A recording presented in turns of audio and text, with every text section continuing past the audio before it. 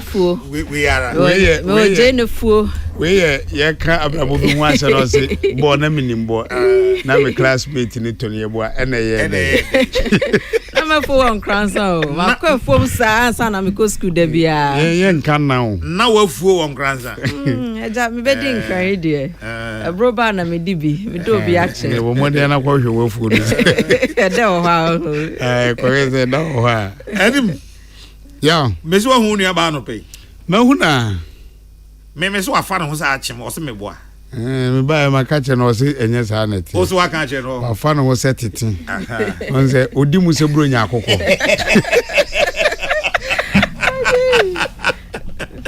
odi mu se bro nya akoko ete se da ase wotomon se da anye no se da fa ho ye obi e ho a wo sa ha nti ese eno ane plan aye de nam wo sia ye ne ya fa ye ho teten a o to so obi di kente ko afu ma bia na ye ano eno asam na no asama ma me no why o ba o de bi o nyame nka ho agbena ya na ete say adumra okure mu na so adum na unua baba no be ngomo be no no die kwala mga ze bi ogori ha jom oba pa she ni shu kama se na asem ben kra no pay wa o ma fro ba no beti ti se ade so sports na ba be sports so de mama enye you so ye wanya asem mama nua ba maba anyway me are proud of her you are see a chese tete no ho no to life no ho papa I don't know fatano ba se uja na china hwe na obeka se na kono do Ajima Rollins ampo on say that no cre on say anyway madam asema makwa abampanifo dia na madam asema no pay pa se monya yo vero mamisha se free ho mwananti se wo Parliamentary Select Committee on Youth and Sports na no da be mboa benada enye na benada ai mwananti se bo men komo ene na boko emse afi start ye no Black Stars ko Afcon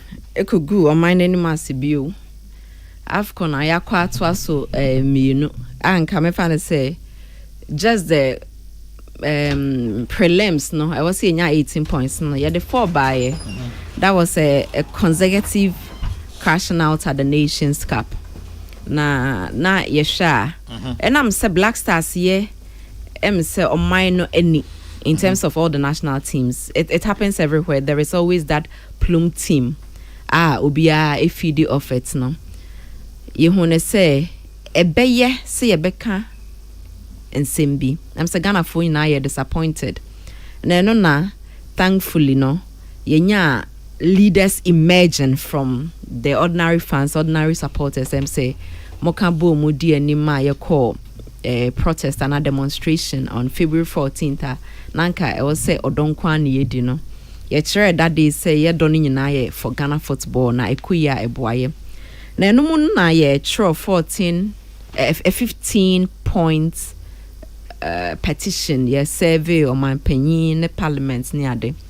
Na say amafo bekaya ye first demonstration wa kwa nanka be wu kuma say all the regions are now obi e free say bo asem de eka ya comment nka momra na ye nyina ye nyebi e ba se kuma se de no nke ba so na mpanyimfo bi te se parliament ne other stakeholders a ye petition no no amomo hu se o mepese ye betena se esan se woni me be ya adwen se obi a e woni rule na rule e wo bebia esi we had brought it to light ne ya kan yo maybe I adwen se implementers no so ye nyina ye ka bo ma stakeholders no nka yina ebetimi akoti penko ama yakoyenim enu ti kuma ase de na amaso na the last few months yam say ye twen ya ase empenfo ye se ombe free ama ye didi hunkomo ato adwene ahwese na ebe ya Ghana football begina na nan so debi betwa ye ni ahwe Ghana sports in total no na say call ne ma ananse de na ye expect sat na se ni business and last week, I'm say a week ago, say in your letter free Parliamentary Select Committee say na ukuadano ene no Tuesday ebnada ni ukuadano yen shia won nti Tuesday no boko ere to form mempanyinfo a me hye mfimfin eno so ma fa me ho saa o yekohia mpanyinfo na ye call ye no select committee on sports no ma ye hu say atnase na what na no ye petition nti esan say parliament enam ne penny speaker any various groups minority majority adentem mienu mensa bia wo ho nyina ka abomu say petition no de eto asomu na wo hu ne say yetimi ye neoma wa petition ne mu ne change neoma bia ebeboa o mine football nti yenti ena saa atnase no esi na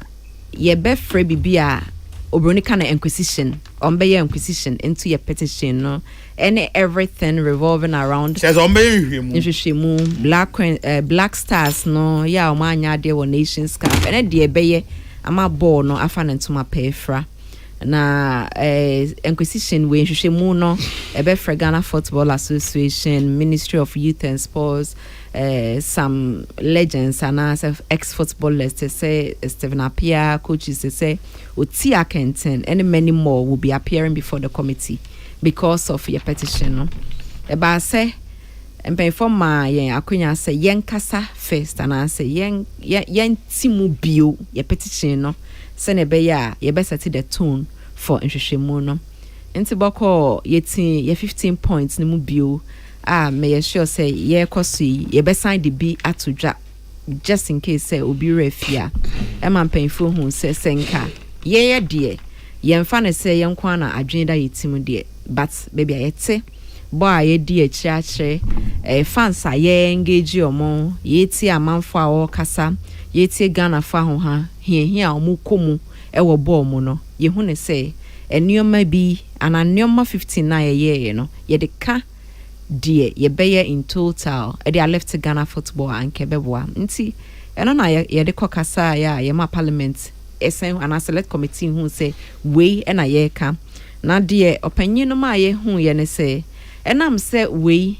ye petition nti save Ghana football petition nti no ma free no say juma no a ombe nyina no omo ne ye ene beye omo nai ba ko ye nai ba ko esan say omunim se ye ne senia ye kana ana ye de yenso ya dwen na ka ho a ebeboa ama oman no football akonanim nti se metie ne kasem a se Ghana Football Association beba abeshia committee no around the 30th and I say the next few days nti maybe the next 2 weeks no e was say yes atete near a call ho when be adwen say from Tuesday no ebenada no yate say Minister for Sports and so Mustafa Yusuf ekasa ho nti se benada no mote say yakwakoshia parliamenta na ne mabone to farmer mo okay nti demonstration save Ghana for Ghana football for year 14th February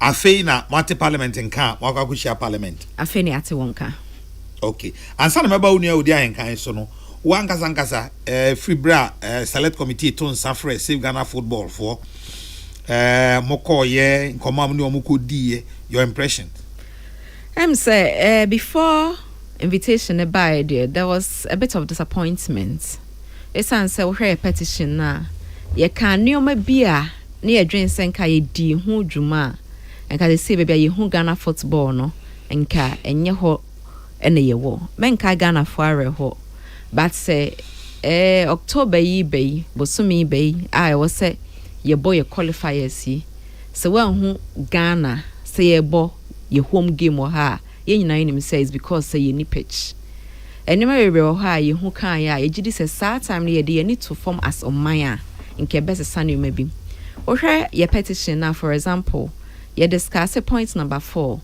say GFA committee na no ma sete e dey pe Black Stars coach no na enye the right thing to do afei ofa oto adono we were of the view say he wasn't the kind of coach we needed at this moment in the end no and I'm say your petition I'm say enkrofan sheda eni achiri anye numebi no ene okay say Ghana ene Angola ekobo na nsenya na pitch ni nyi Angola she nkrofo bebre abufu ye nka na say ma na say ye nkɔ World Cup na say ye nkɔ Nations Cup ba say koba na sanso dia na ene numa bia ye kan ye a mpanyinfo entwa woni anko ho entem no na eba ne saa ye mpese e besisa na yakase se mekaye enye saa na ye pe no ye de nka de pese ye ka ne se ye twe mo adwinjina so amoye hu bibi no ene ye nyina ye ni age ekoba ne saa na eno ne bema ya sesa enioma ye dia ene so be it say me manage a ewo mu ne say at least processes na start yen so ye need aso nyina ne say parliament edimu oka say obeye ade ana ombe occasion changes ana ombe boa sesa enioma they have the power to do it inti me hope nyina ne say by the time ye di we nyina nkwe ehwehwemu na the parliament be adopte ebekwa na wie ye no na oman no enya ne be to say policy and as so changing nioma ebesesa free say na ye running nioma say ho no so that ye betimi akoye nim as a nation.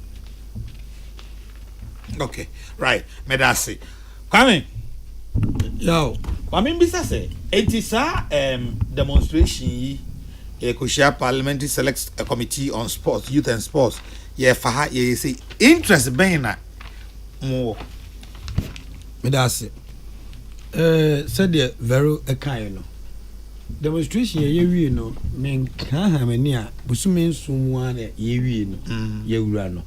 Me de no krenie na eye me ya se agudie tituni ball tofom na for the first time in the history of this nation emrantie bi ni ababa wa bi ehun se de ekeka kono de se ya nsore na ya anya oye kire bi antwempanifo adwen amaso a ara na akwa jensen na Ghana for dodo na yenuan mu bi firi Kumasi Takrade all over the country ebe kan ho emeye tisi Ghana ahinkro monten so atwempanifo adwen ba so de ntie esusu se ye ball bo na yagudi mu nsem na atofo mu ntie sempanifo ekeka ho na ye wie no ye nya kwan ko parliament ekwa representation edma parliament house deputy minister for youth and sports ebegina youth and sports minister name ejini petition na yatima kotena se bosme makuma enson ansa na afedi ye say momra na yento to adwenfa oyeche no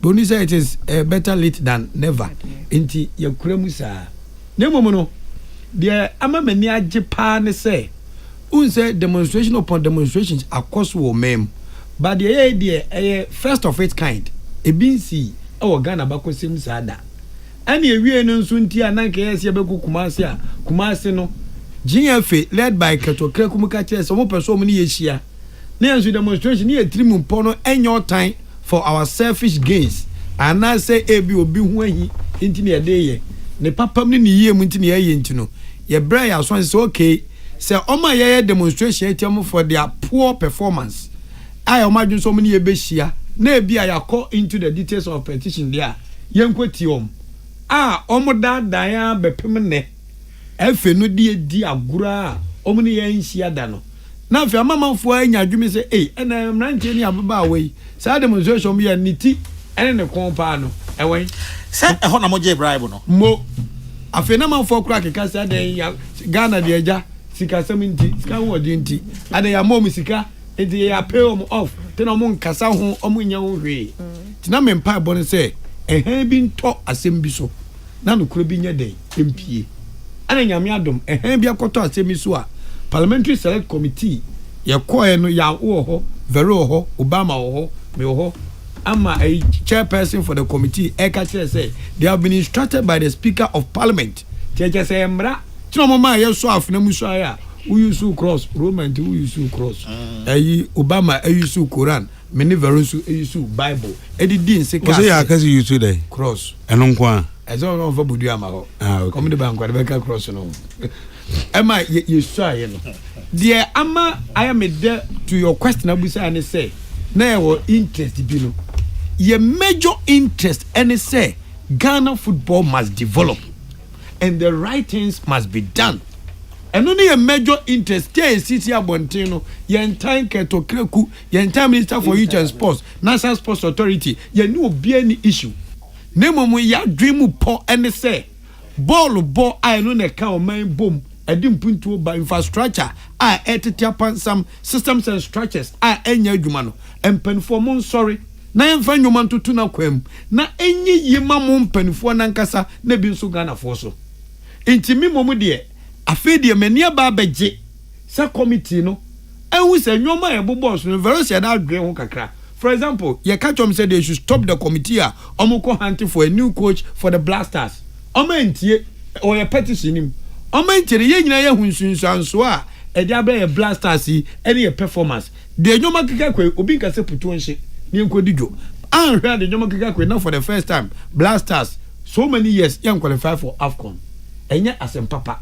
Inti ya me mom de so obi say me say ne interest ne say ya ye interest and say nnwoma achia na omanfo no a mo enjoy football no a o mani di agudie na chi no so omo ka empanifo ntie no mo nye the right thing ye nim so say speaker of parliament nankasa ascension committee so mo ntu sa na mo yi ankwa the usual krokro the john no ekoba sa mo ni Ghana fo ni yi na dia sai me de ba ko pan say yaw so for the chairperson to tell the whole country say sitting omo yi enye za sabi predators so so anomo ye nemom save Ghana football tina eyo obi say oye na ye no obi ka kire say eyi apemfo obi ne yakoboobo ma no ene omba be hia ya ye colleagues bi kwadwo mensa mo shoshu wotena because Ghana football is in safe hands. Yes wotena Facebook trot say ye ni bibi tie a useless demonstration and ye no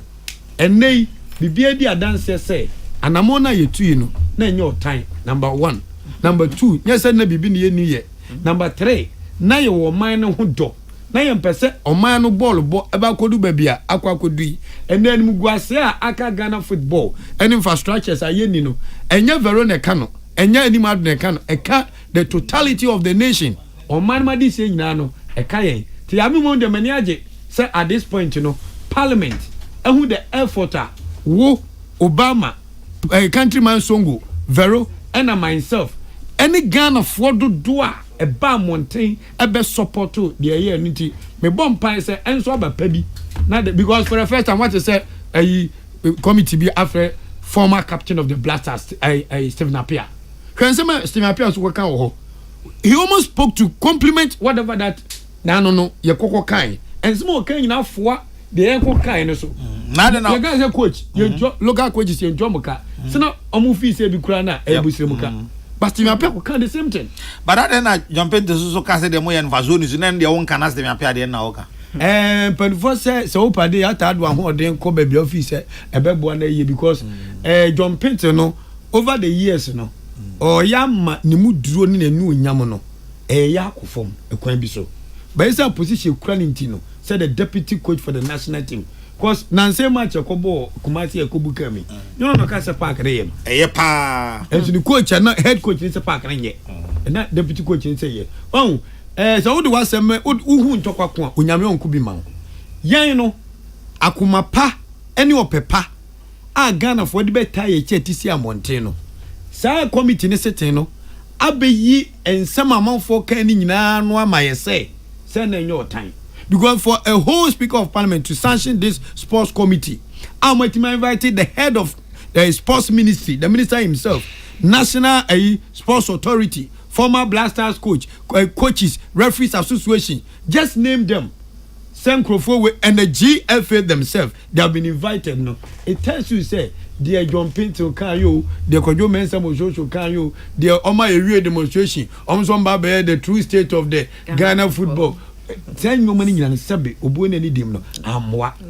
The idea na monfo empenufo etie no, no me said no. Said the normal ejiko from the day. Yen sim kunya ni anto to adwen a. Ebe ha dwenti ya. Ya monpa say ebe so aba pabi na ye nyina no. De ehwehwe na ya de pa no. Ebe bem. Ansa na meko anim ho na kwame na manya wo ha veru ha. Me ankasa so me wo ha. Brebe ma Obama ba dwen ni mpese me bisa mo. Bribe no moje saying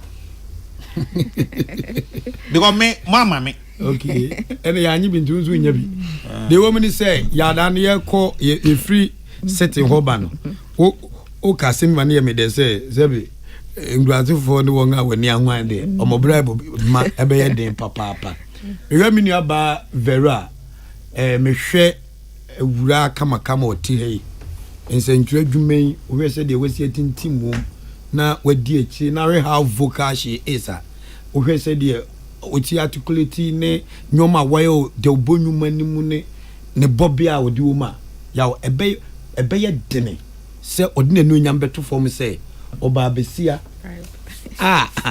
okoba no wahu ade bi osusu se ebenya nsunsuan so bone wo man so no o fechi akwa gisika bribe na o man nyina abre the same as you yourself na ya kese sabi minum yenu efrim kwase adroba na obama nso ye dey efiri yedi ehia we say ebe din so bi beka chem sem me odi anka kwa me bo a o ma metaku sempoa dama say sa demonstration yenye ana say the toss me no ma yenye na obi enkofo bi form honi it never happened say obi ema yemu bi one dime say Jesus ka we na dem ye mu ntwa so ana mamu ntoa so ana amukopem baby ntira ti sa akeka ne de ayade bi etasi yo ye maimu say bibi koso na wanu bi mu pe yesusu say kofo bi neta wachie amatam sika bi ama ana bebe nipa no su say odi du wan fa nu won so a yesibo ya kana no atum metimi akasa dia me nipa makomako enum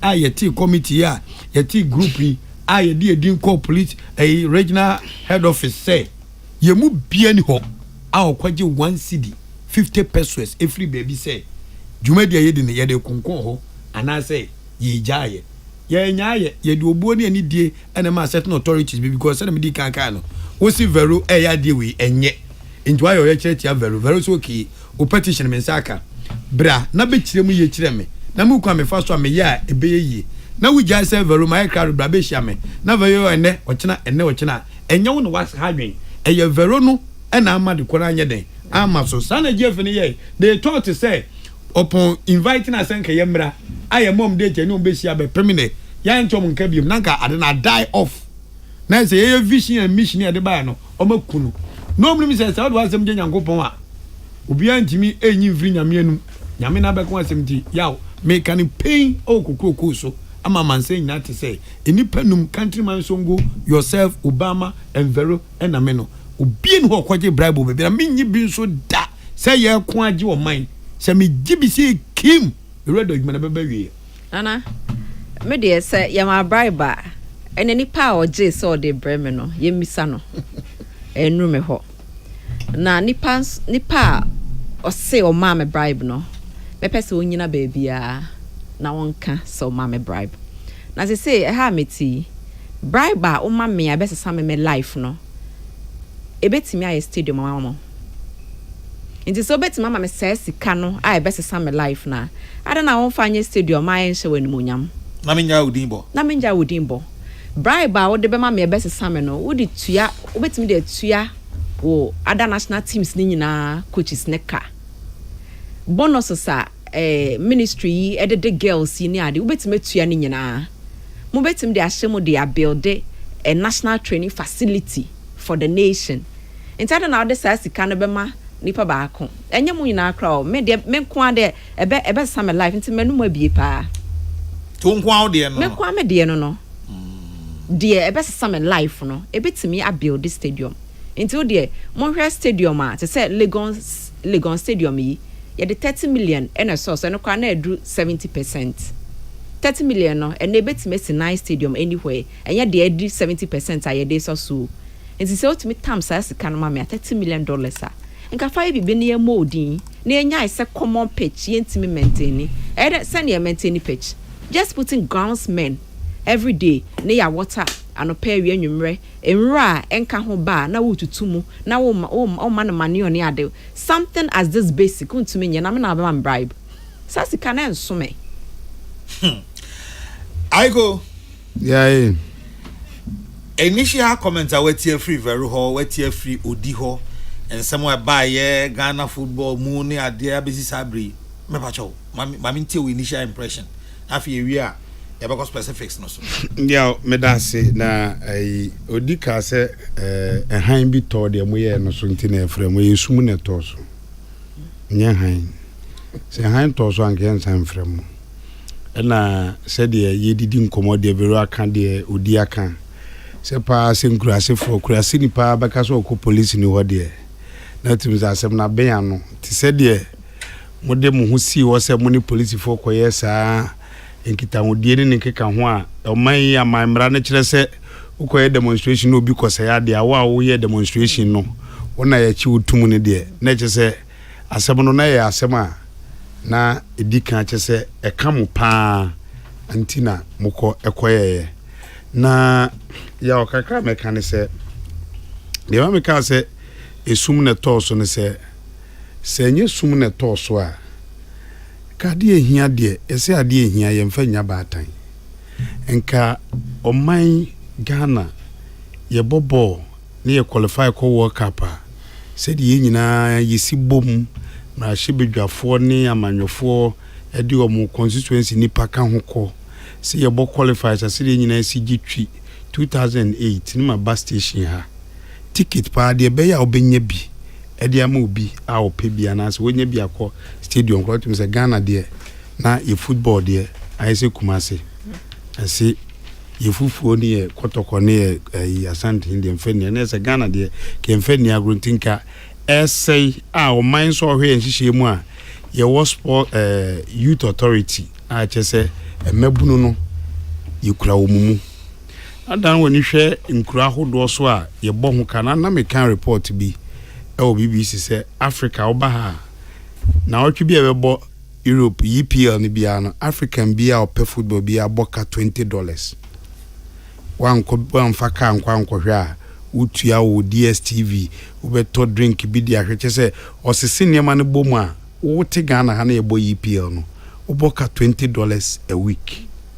na se nyoma se wo ho no obi di ye ne kru na se nyame ayadom ye obi di a nka ye den nanka yetu ye di egu nti nyoma modigu nkrata so nyina so ye nyoma a eye no kra ha adwen a ye sa nyoma nyina keka bomu a de ye ne gi a ema ye ne gi football no ho fi bra ye gi fa ho die bagye African Cup ne ade afedu ba bi nyoma teto ho no nke besan aba be kura ye biem tinanka de mo ye nde mo anye boni ohe imoya parliament de ma ebisi na enyoma esisi a enti ye frem a eno suka na na me ne odidi nkomonse nke no mum ye mu nketwa se wo si stadium wo hweska o asase ni siesie ni o ye structures ni billboards ni nkeka scoreboard ni nkeka ho na hwe pitch ni dia na nkeno ni die swawom tinanse de ye pre ho ni ade nyina Côte d'Ivoire o ye kobo wa hiu ye Kotogo ye nya baabi de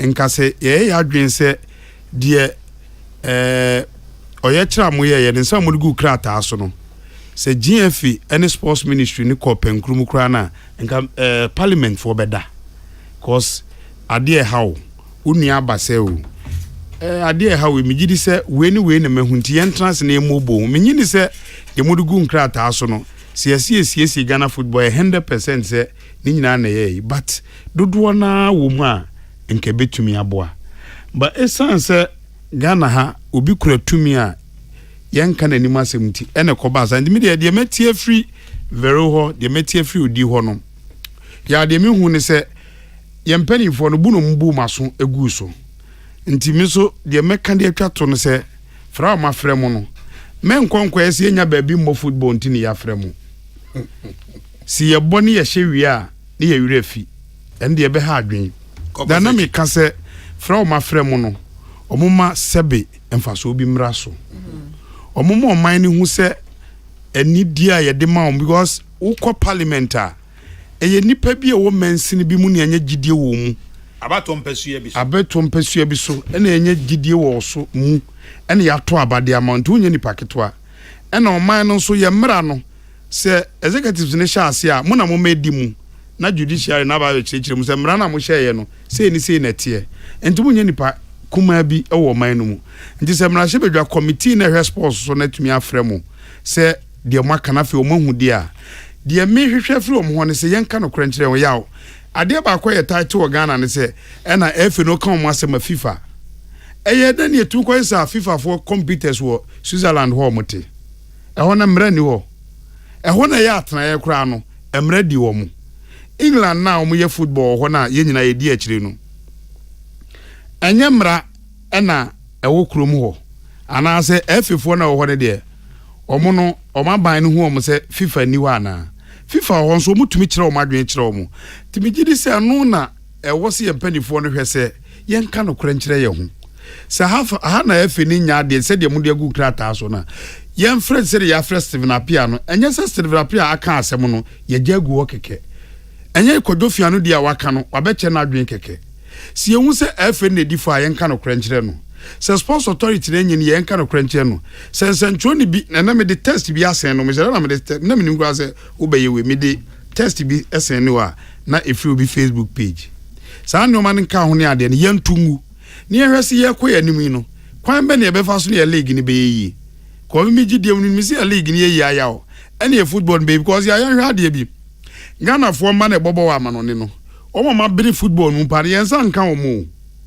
ene ye feri nya ko be manu ankope but wa ma Kevin Danso ye nya na ka defense nke beboa ba yensa nka no esanse ya dane a woche ye ma na ya wo no betumi abobo na ma ye no nyina no omo wo man bi so ba yenya players bi so ha na nkomode mbo so ani so no yentwe ani ahwe omunti no okokora na ofre na obekire ne ho akire sanse abrabo na hyase wa ha na ye de ma no league obo yentua ne ka ne voice e gba no pa bi na Steven Apia say 200 Ghana no kura no ai tua players ni bi no edem be 5 months enti so de sa kwawe isu kodu amano ne a ofre na oba na okire ne ho kire ogina park so a ye mo ne chem so sanse abrabo no wa wo no wanhwe no ntu ono no watiti ne mowiri makwa akohwe no tiji ubenya player bia obeti na kom so oman Ghana me do man no ti de atie bia no menya ho fama man no na onya player obadwen se na Ghana ya me omma me wie so na me yentua me ke me na me mekum ho ma omde a ye bekọ no enkoyi mfama ye ti ya me de ma de se de metie de omofi mu ho ni nyina no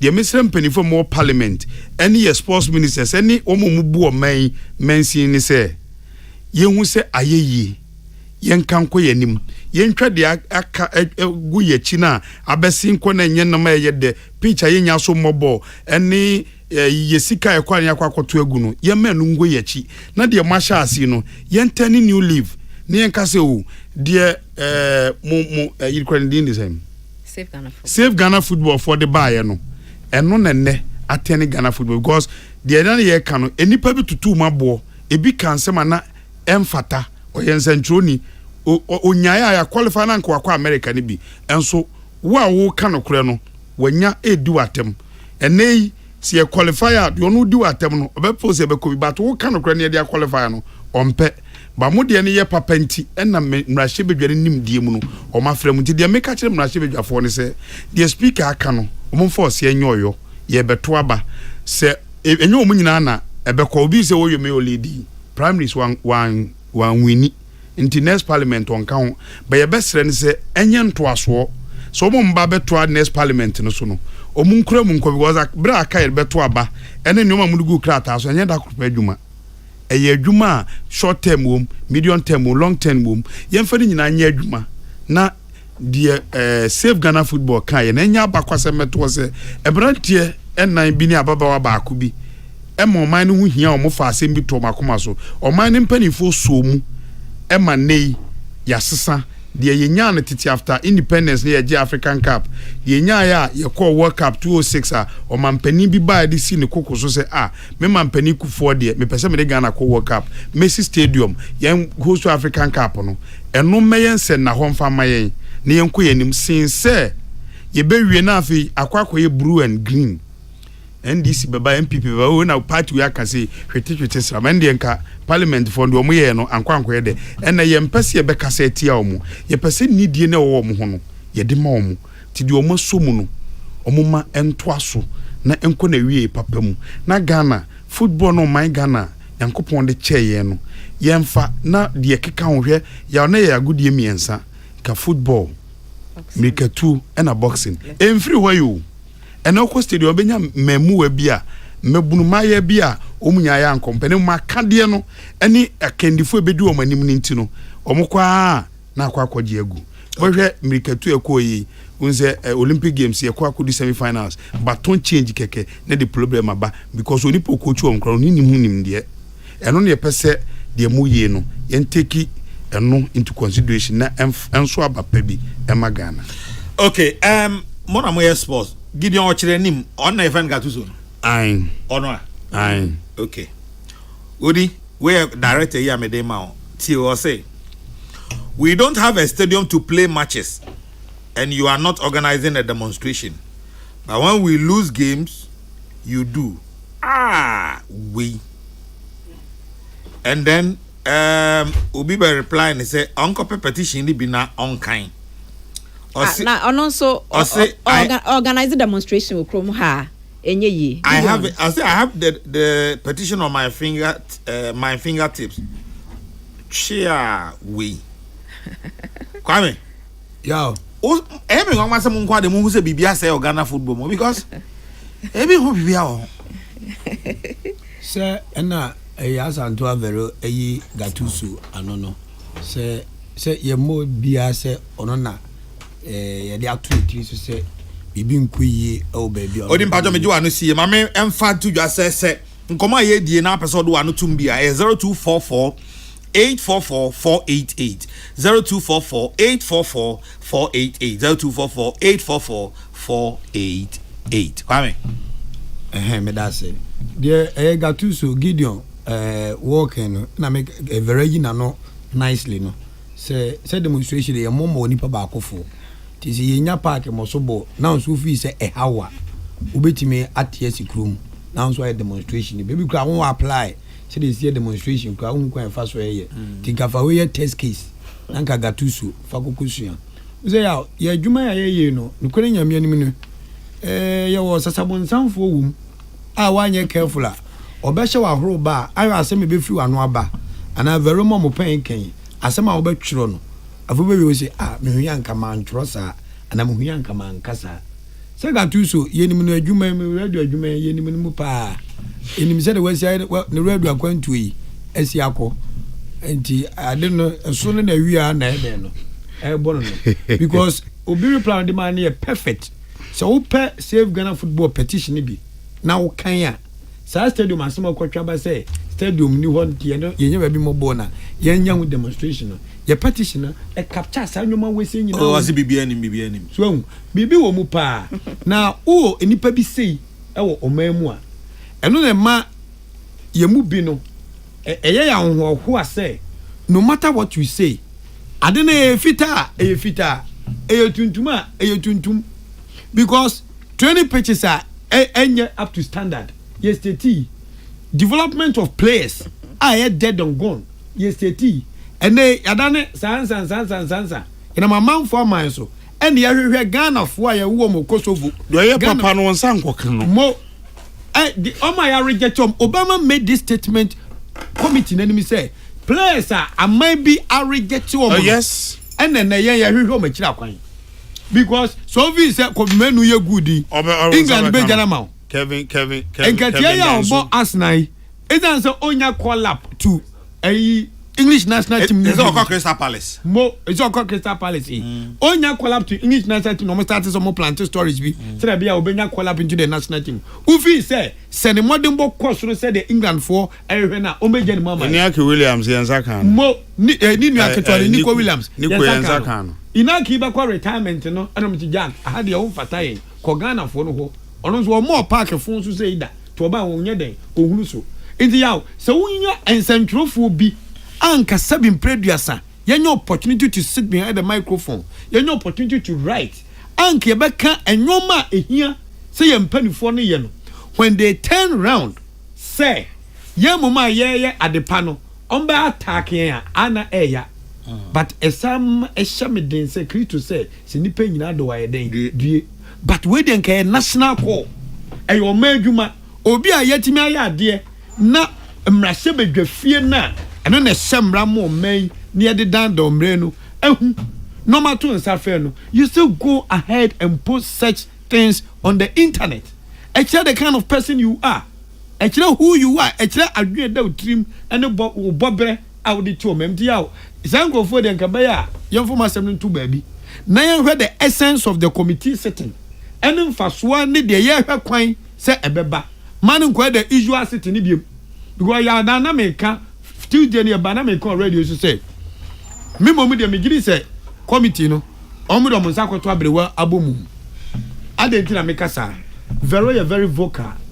ya okese untimi kana no ntum Obama bobo country man ejane hyewa obeba odi ayenkan club bonua sa nipa nyina ye adwuma de obonwumanim enti die besi bia ehia se yedi ho amane bebo Ghana fo na ebeboa na yagudi na koyi no yemfa nka me Ghana fo ekoyi a yebeka ankoyi a yebeka because yenso ye image eda bonten se yanhwe na the right na amaso ni atoto papa so a yaso betima yehye e wo kwa bisu nti me de befo menua anim adode no so se ye besre committee no say anamo papa ometu akukudura na mo the kind of invitations are omoye revelations are ebano manu kwesi ewi a white paper nyama ene ye de to ho ye ntu abani nwie ye wi abato na wete sam.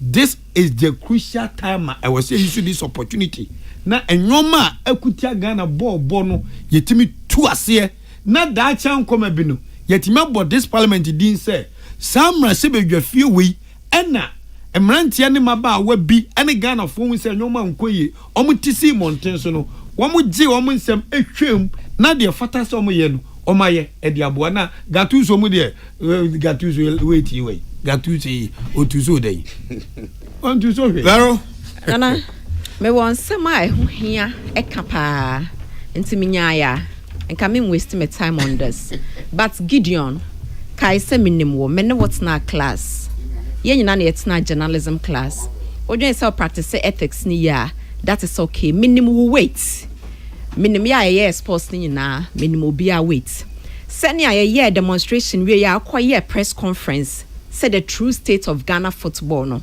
so odwen say enne the true state of Ghana football pitch na asay no ko a metimi aboa wa fele form e da ko police so ape chance ama na ye demonstration ni bi wo ye obema.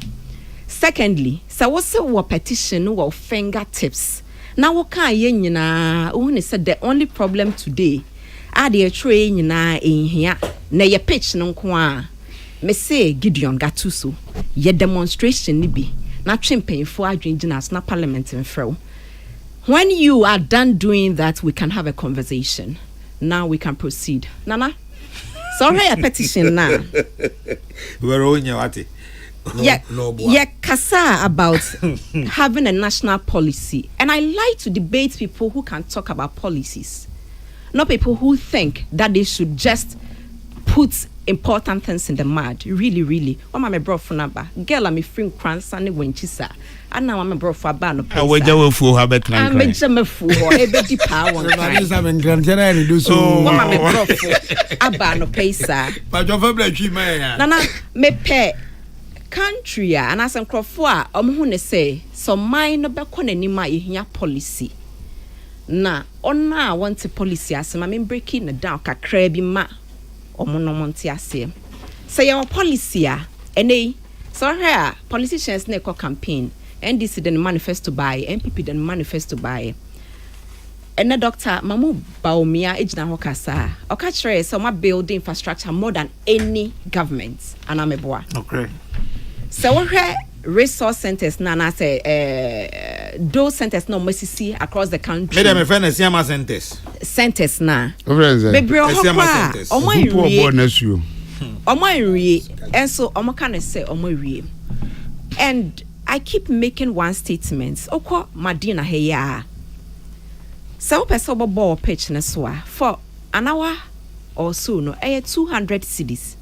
So if the idea I did see those astroturfs numpo was for community development, how many people do I and what community no I per se develop on bit me say scan abo. And they Premier Leagues Division 1 any teams be money picture or boss ball. Now so you see astroturfs. It's because say GF4 na enkro for co inspect ye no astroturfs na yes no and meet standards no so we check NPP manifesto ma or say ye be building more of that dear ye see ya yenwie abandon a lot of them abandon say na be build a lot of that.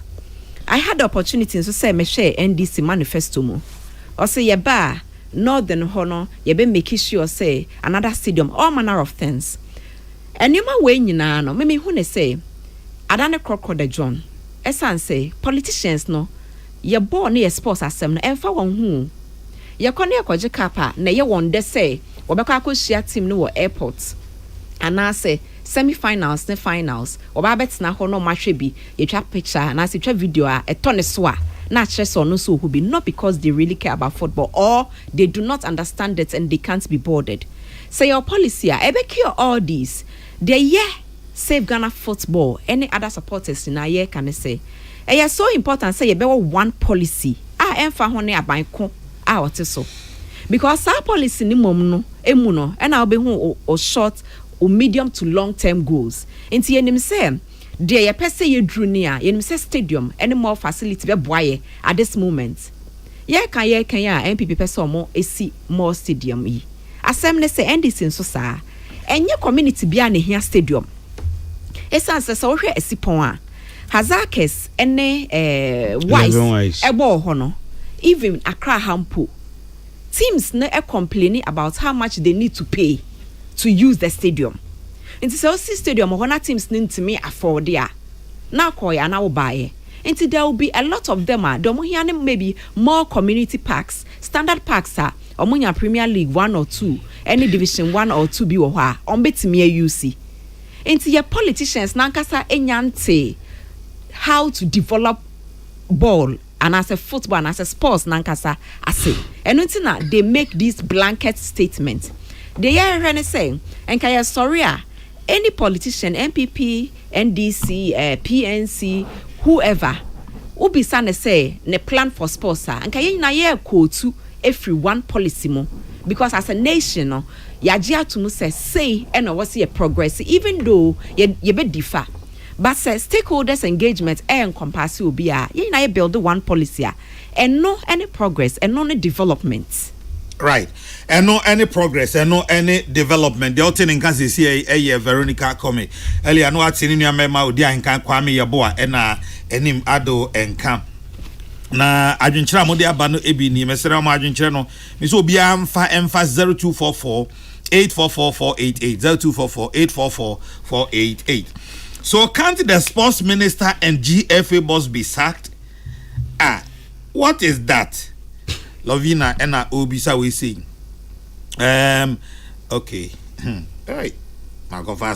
Messages I support what the gentleman and the lady in your studio are saying this morning. Ghana football needs an overhaul. Ya Rasta Edwifi Kaswa. Ya Rasta Kaswa, I don't know.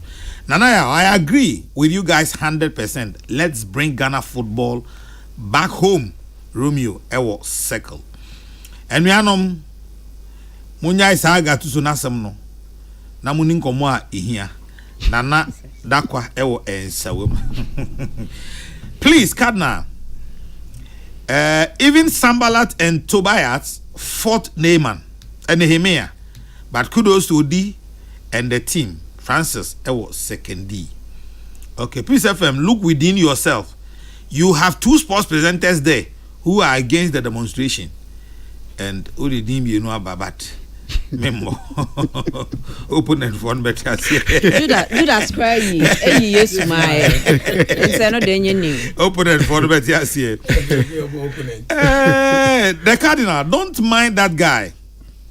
Okay, he was one of the guys who after the Save Ghana football demonstration went to Kwame Nkrumah Circle to organize Ghana football is in safe hands demonstration. We know them, every one of them, including those hungry journalists. Godwin, Edwifi, La Paz. Godwin, journalist, you can't just come there. Aye. Sir. Wakao. Nanaya way. If our elders are really thinking about Ghana, how can a president appoint this current sports minister while Stephen Appiah is out there? Manaba Stephen, Ewo Pantan Village, and I do we see a buy. Okay, I'm coming to Citizen Francis, Ghana football's powerhouse. Ghana football is supposed to be powerhouse, yet our stadia lie in the spare. Shameful decades of management, mismanagement, corruption, and leadership failure have tarnished our reputation. When will we prioritize sports infrastructure in this country. Urgent reforms and visionary leadership are long overdue. Kudos to the organizers of Save Ghana Football, Citizen Francis Anodu Efi Brakwa Edibaye. Now, good morning, Nanaya Okesi. My name is Nanaya. I am very grateful for your concern for the demolition of Ghana football. The truth must be told. We, the youth, are more interested in the foreign football and than the local football. Okay. I'm saddened and embarrassed, and it is an indictment on we Ghanaians and the authorities in charge that Ghana football has gotten to this stage. It is the football that the likes of Stephen Appiah and Asamoah left us. Is that the same game?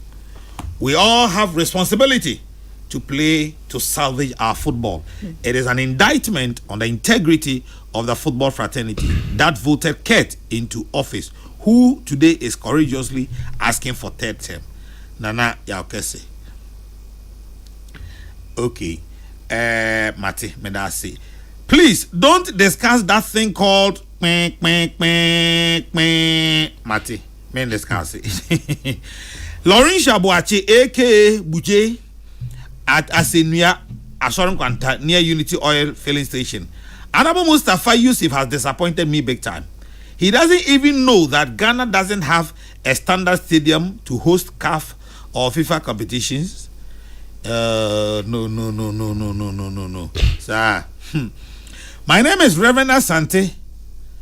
The collapse of Ghana sports in general is about leaders who think about themselves but not about any other person.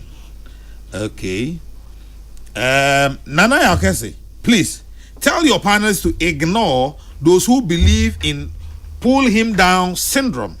That is not what Ghana needs now. I support Odia Hinkai. What we are saying is very factual. Very, very factual. He should continue with his good works. This is the kind of people Ghana needs. Those who aren't afraid of saying the truth. Much love to us all. Mr. Osei Boating Jache Pramso, my two Japas. I don't do see if you ho a buy. Mamen Kaibe Numbins also. Na yanko Abijafon ho e studio I say. The Cardinal, I think Ghana soccer fans must wake up and boycott our national league and block Black Stars matches and face the business okay, and force the business-minded GFA to resign, else our football will be totally destroyed by Kurt. Kojo Ousu ewo Ablekuma and odu we see e buy. Today, you guys don't want to blame the government. Hypocrites. Hypocrites in the studio. My name is Banga. You not being hypocrite, you have added your name. Banga. Take a chilled water, eh? Why?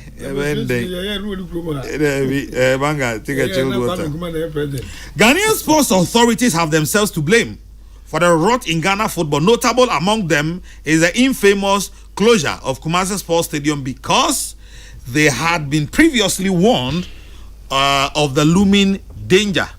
If they fail to maintain the stadium to meet CAF and FIFA standard, indeed Ghana sports managers have shot themselves in the foot.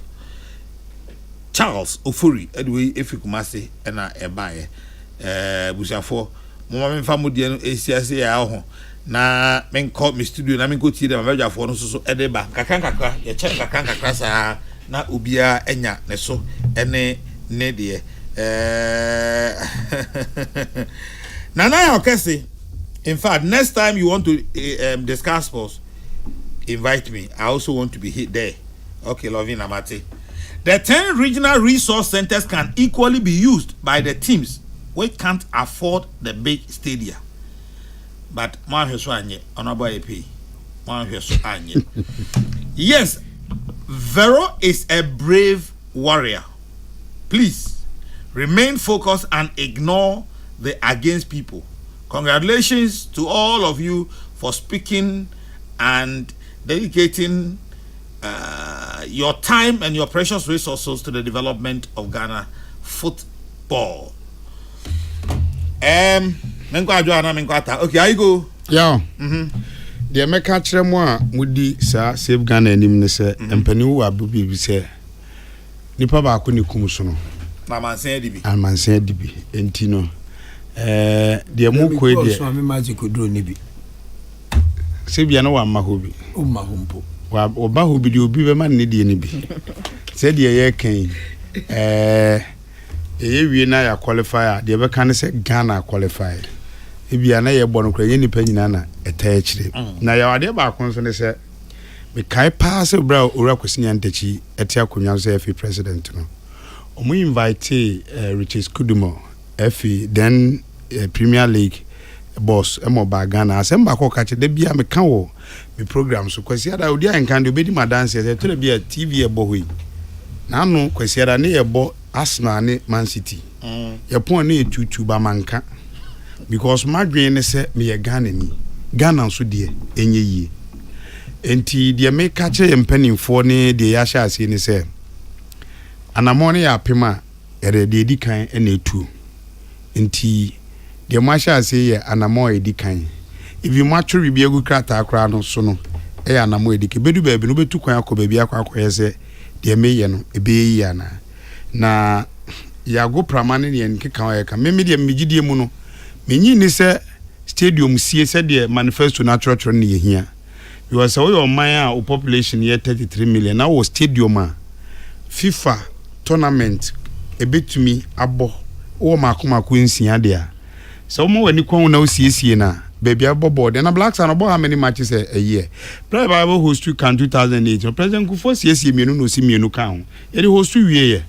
And they yenya Cape Kusababe count yenya Lego account. Am I in Ah, nti nkebe boss ye me ni kwon na esiesie na nkebe ball aye nya ba bi mono England no kro no wagidi wo football mu na yesi o wodi mpa no Wembley pa no watu asi wo se ho ne na go prama obo international matches a obo we say England for AC akan wo agoprama kudo bi so UK a na omo siesie Wembley anase friendly match omo di Wembley na si wo no de ball mu international matches nti se Ghana wa agoprama mako nsia I meet FIFA standards and kafa. Yes, na. Enye manifesto so ma church or baba da say me kusi fufro wo. Hifa. Ni siesie. Na even kra me ayeko ya me ye. Yaw. Minim baby bebre aban ukotumu a. Baby aban twa so the stadium. Omo nse ne da ho ho. Ukwa boga baby aban ye so start ye stadium. E da ho ho. Obi amfa ne zango kan so nya manifesto za hodo a omo se kwa akosi fufro udu akononwo a hwe kasemu yi o se Waterloo e ho sisi a anke betumi asisi no timi megidi se enya go prama fufro ni sie na mum ye suban ye nsiesie no eno ne ye problem ena baby amesha asifie ho na medi wie ye league no se pese be ye yi a ye hwese ani beku hu enye se ye jama efe ni nko a me de sa kasa na FIFA bebam ni ade se ye ba ni enne normalization by na ke ba ni ye na ke pie mu na ke bia Uganda ye pie mu kama ye league akwenti kane na ye de ebo ekoto park se ye twense me de me bo beto ha nti me sala se kotoko na house no enne ne se nne president Kraba Park agisi big gate free ansana ye hu se nne me bi achia ye hu se ewiase no enne me bi sisa amanfo ada ne wo ho se de EPL no mo de 20 years no omo se sa ne wo bibiri ansana ebe yi me ka se in the 80s no near Brazil football made in Germany nanso nei ya to nyina gusan so obi a ne die akire South Africa brana bi nanso ne oba Africa nyina league wa ha no omo anika ombeto so mienu omo ye bibi yi ntia nti ni nyina ne se ewo ho a oman ni nyina besom se da bi Ghana o passport na adebo national team nti oman ni ye Ghana de ansa na GF na ba tisi ye nyina ye hu ni sa na se Parliament for who is also more to me change Ghana Football Association. Ye league ne be na yen central for nso ewu mu no ye gidi se Ghana ye ni ba bia ko Ghana na ye de ukon fa kra ba oba Ghana ukonye ska wa manone a Ghana na ba be di ne dia ye kan sempa fa ho a ebe ye kan enye ne ye kan so a yensi pise me ani mado me giri se nya meka da bia meka se Kokrokoo oye me krom ni kuapem ni ne mo ya de na nya eno nkire so ofi akuapem nti no me de fede meka no kure na kire no e de ana monsi anda ho ma ye nyina ya me das Mate, so for the avoidance of doubt, Vero, Diana save Ghana football for Namope. Yeah, 15 things. 15 things. Yeah, fan say 15 things na ya kano. Eno kwane ya adia e wasi ye. Say I walked you through policy, just my tips on the policy we are looking at. And I pese ye institute a commission of inquiry. Ye here commission of inquiry because ye Justice Jamefadie no. Unfortunately, make I said the only time Nanado His Excellency Asia Media yebisa you know okase na nani apaso kakra onkai. Unfortunately, afterwards no yenhu any implementation a echese ye de ye adwuma onkai. Otherwise, anka ye fa supporters, anka nation and more supporters hoka and for moon to kwan because that inquiry or that white paper was clear. Say in ni kwan say ye the supporters ABCBO but ye ade a yegusu ye if you say ye politics e was say ye nneoma ye de win power na nya sa na ye oman yi afen so ne ye bisa for accountability because since 2006 Ghana call World Cup no in terms of prize money ye na more than 50 million esi dan any national training center I say Black Stars, Meteors, Satellites, Queens, Princesses, Obiaba, Black Stars especially. I was see a lodge or more hotel, near to your hotel ka. Well, Mauritania, Nancy. yeah Well, facility no. Na Niger. Well, Niger. Na omo yes going. Well, Morocco. FIFA scale dem o ya. FIFA forward. 1.5, 1.2. And no, omode to me yes sir. Until see then ye 50 million from the World Cup. Ye cannot crash your one. Na 50 million, there is nothing to show. Mekai say on the heels of Save Ghana Football, FA release statement be said FIFA forward project CKA 150 million. Omo their top balls. Ache any boots acha my teams. Teams here individuals na ye omo teams. I don't know what's your top balls. Just a populist approach of running football. Yakasi ebe ne sana na yanko yenim. Results are ibe ho ane de yehu no. And from the highest Ghana and yeah 70 in the world, right? 70. From for a whole year at some point that was April May 2007 to February 2008 near 14 enough in the world. In sene obi a true state of the of Ghana football and as o dwene no say ball no ekoyia wo de yi ranking nko a kire no. How do you justify so to me fall from 14 ebp 70 also ball na ye? How do you justify say Comoros eka some behwemo mo si nkete si den still omo behwemo nti not to distract from their year canon yaka say was say you pay also attention to player development because obi anim say Ghana you were a lot of talent yes oh ye bo under 15 ye bo under C enso nyesa na develop football me so no me kan kransa ne ye hwe Milo under 12 Milo Cup under 15 yeah academical see ye nyini be ready ye how it was done senior nkroma mo ye no senior omo ye ma ye Nations Cup no eye departure from the na ye na nkaye de no po na ye easy because we had teams and our countries to say Germany, Spain, ni adena we dey woni hwempo no omo blueprints on how to develop football. Ene coach Otia Kentemo, CK Jemfimo, ye kan aka say ye black players nkwa black coaches nkwa na win ye 4 AFCONs no. Eba ne saying there was a time na CK Jemfimo got na Germany just to learn. And then Winneba Sports Complex. Okwa menye sure say obehu say Winneba Sports Complex na wonim nie. But ehwo na ye yentete ye. Ehwo na etete coaches, ye training coaches. O mo what to do, amo practice. And sometimes those days it's immediate under 17 players. I'm say Muntari Mokra and a pencil Mokra, among na campo hobby. Oh, nti ya to niam bebre egu. Yen focus on exactly the basics. Nti ya ka say a lot of players ewo ho. There be a question ba kwa maybe say who policy eno na be mo ho say zongo fo no. This is how to integrate them. Omo school, omo university, omo SS, omo whatever no so am fan say omo in academia no. Omo so be hu say na obe integrate omo. Ene obe ko university no obobo a. Onya wie pe. You don't even have a way of integrating him into the football ecosystem because wako school awie. Ebia ne qualification classing coach. And the coach ne nye comfortable so obisa. Oh here system chips are money a few na no Marco score mutimi a ball in that system. But we can't throw all away. Oko US anywhere athletes near this. Ni nyina school system no very very crucial. Your players be great me to kwan. Ye ne team set to kwan. Udu hwa wa more officials amama amfele omo form square na ye den. It's because say I say football just for cobblers. But ye hope say omo ina bebo internationally okwa or den sua French sua Spanish esua any other kasa. It is so important say as a nation you pay attention to basics. Until now you can say you pay attention to player development. These are some of the things we are looking at. We also spoke about the disbandment of the national teams. Sadly way you're very heavy on it.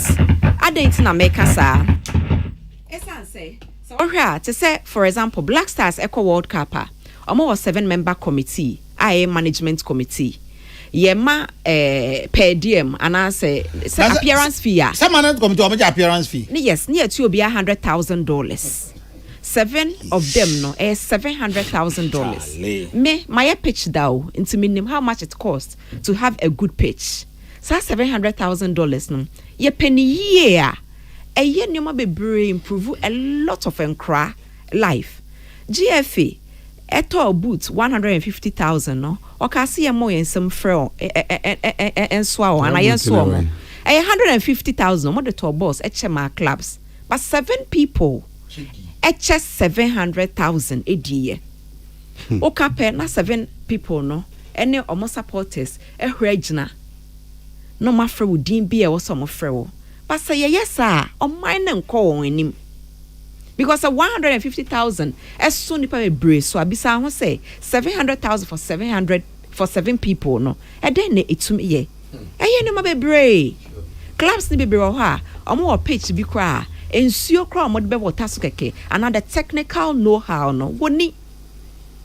So more training any other that kind of technical know-how no at every level no will be on no be pitch na enkonko dane Sakura Emma wo minister meka say sports authority no no supervisor no mistake by hiring the stadium out for a crusade just before the Angolan game. I mean in any serious state and world or wherever no the minister shouldn't stay beyond that because that was bad.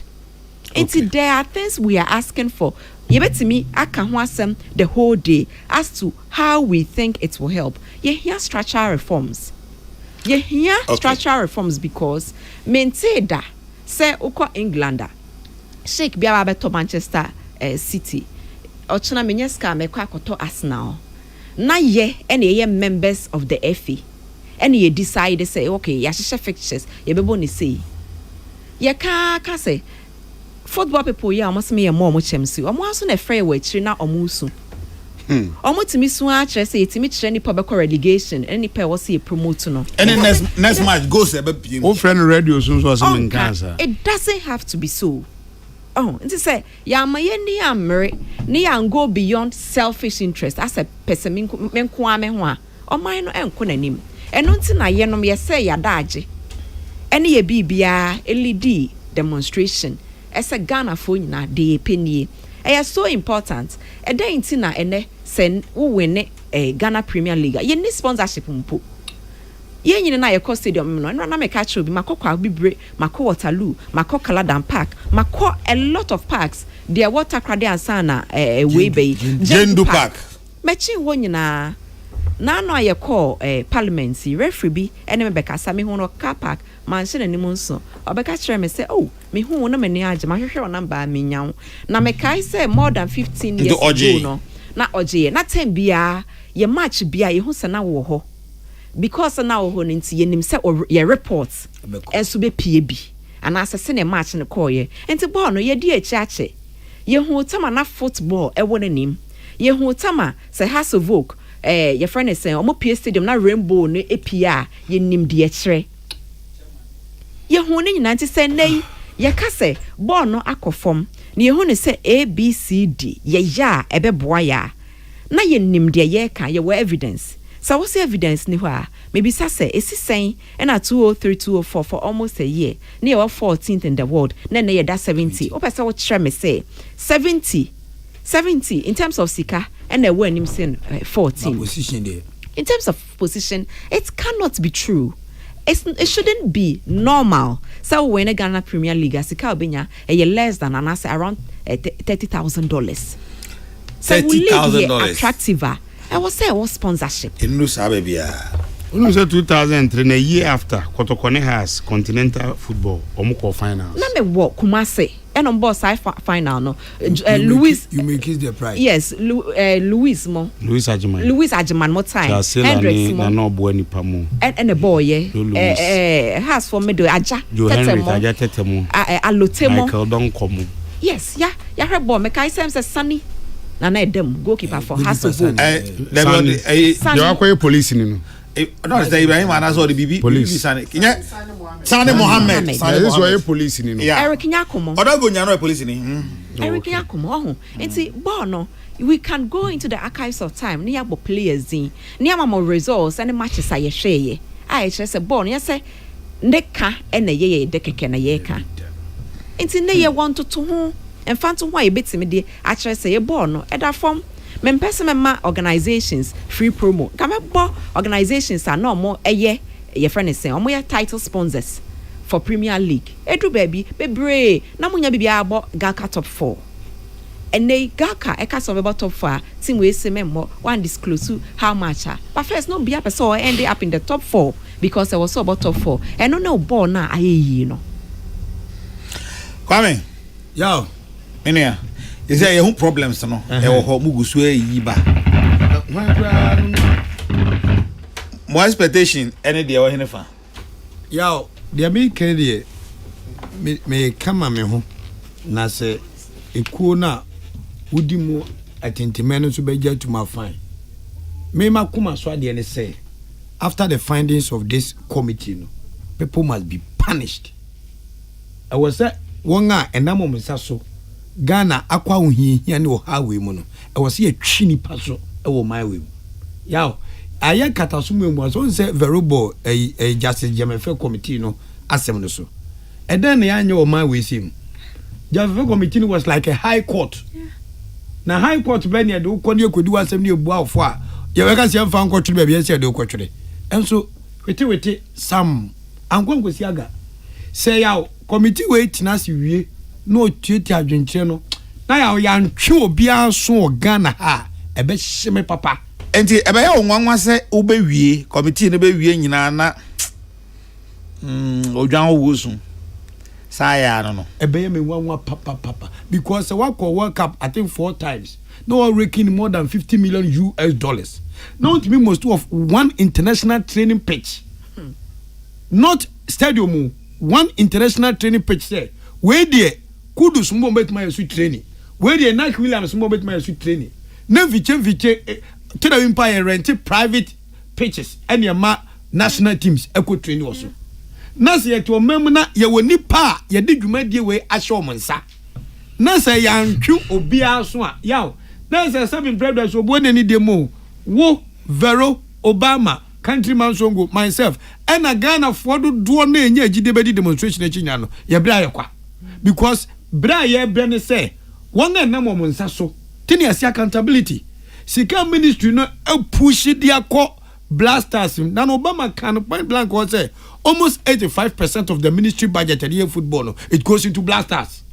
and then panning for so yenye film World Cup sayako wo ball Mauritania ni we no ana me here fast kokko check it Djibouti mo o man Djibouti Jesus Christ of Nazareth yet me for you to Djibouti when it comes to infrastructure FIFA goal project I say when na say ene committee I sanctioned by the speaker na say I investigate your petition na say obia ho anka adwam na ya de enta make say one say me odi anka me nyatumi bisa na me toto papa so na say sika na say me di ye say me misuse say me ne den na ya ntwema so na ma mfiska na ama ni amfa nya de pa me nchirima anim ado ya onya ono so be ye ya nya ne hu de enta me na ko ba sa ne say jama fa commission ya nya obi ahwe intikato kakumu don pe no mo ye na o kan no testers ni bi di ba say enei or fight so benya third term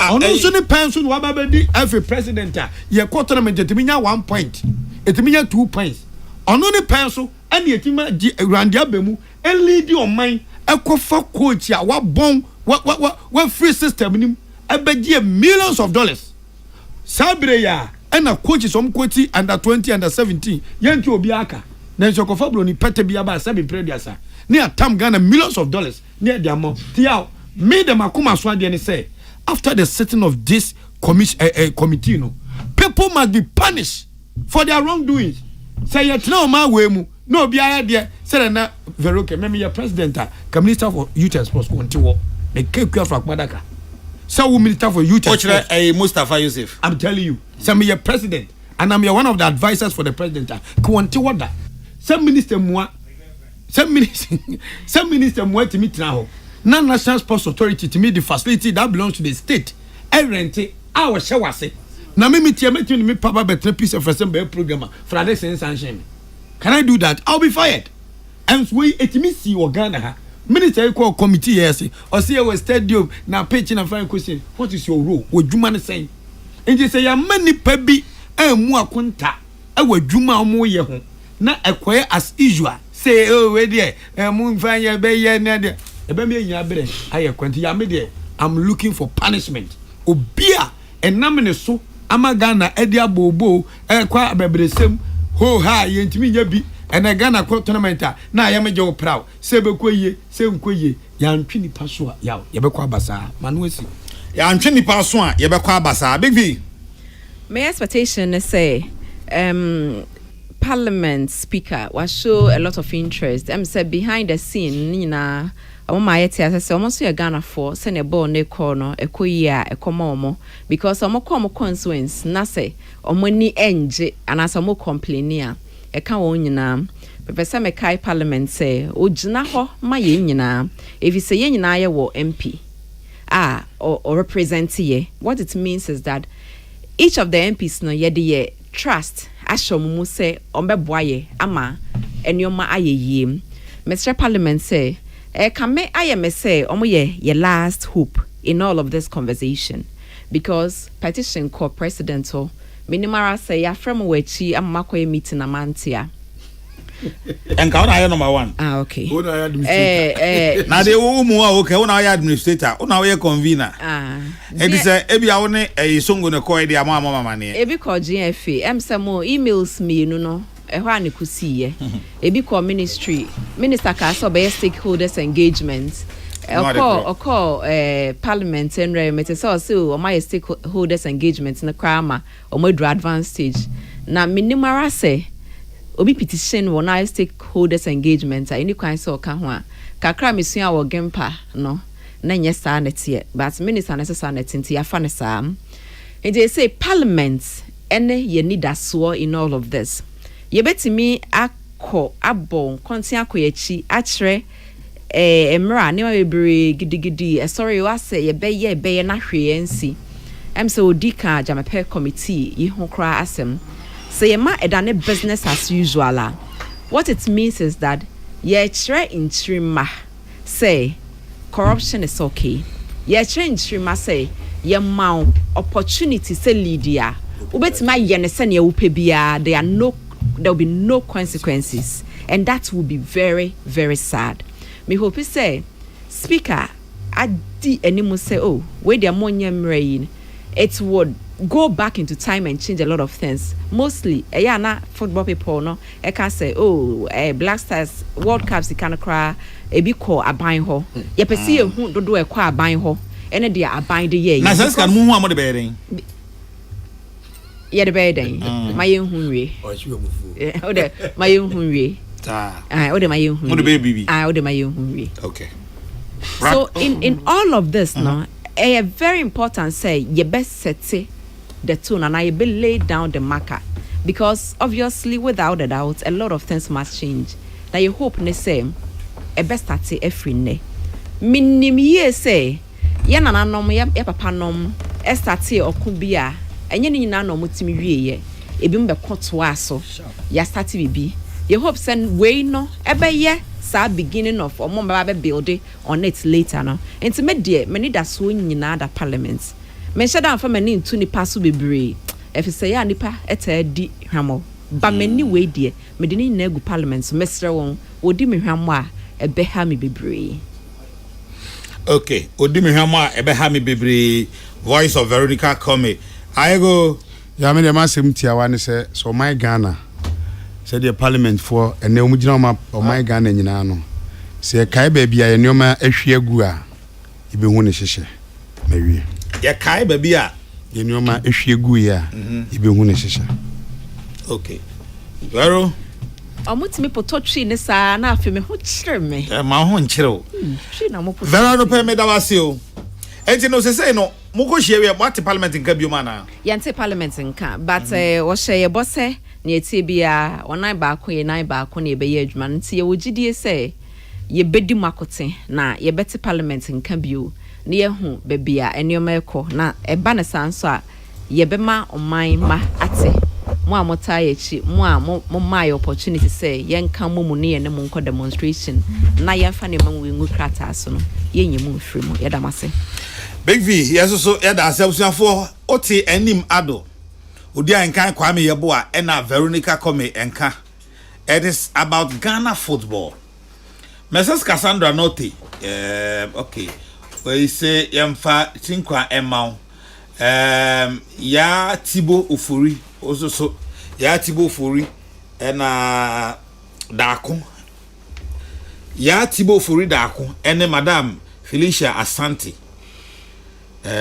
ora Ofori Dako se yemfa tinkwa emamo ena ne kwakra mu no we si tinkwa enkoma Collins Akote Jason we chairman tafro chairman we Spanky ena se yemfa emma Collins Akote Jason tafro chairman yenu Spanky o se yemfa tinkwa emma abusia ha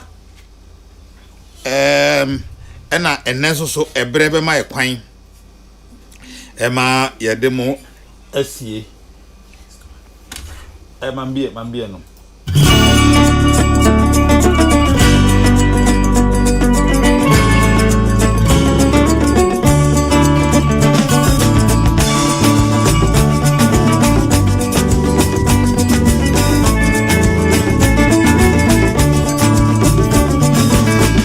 And this one is to wish you Mrs. Cassandra Norte, air hostess at Askai Airlines, a glorious birthday as you celebrate your birthday today.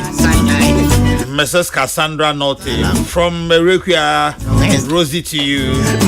Mrs. Cassandra Norte, enjoy your birthday. Happy birthday to you. Living in the world, my sister, but you live in this world. You living in the world, mama. Mr. Jarvis Kofi Pepra. Some are really gonna love you, and some are really gonna hate you. Uncle Jarvis, thanks for your contribution as always. Kofi Kumbesen is up next. News will be on midday. Some are really gonna love you. If I'm in an hour, Some are really gonna hate you. With me after me the cardinal. That is why we be drinking all the beer.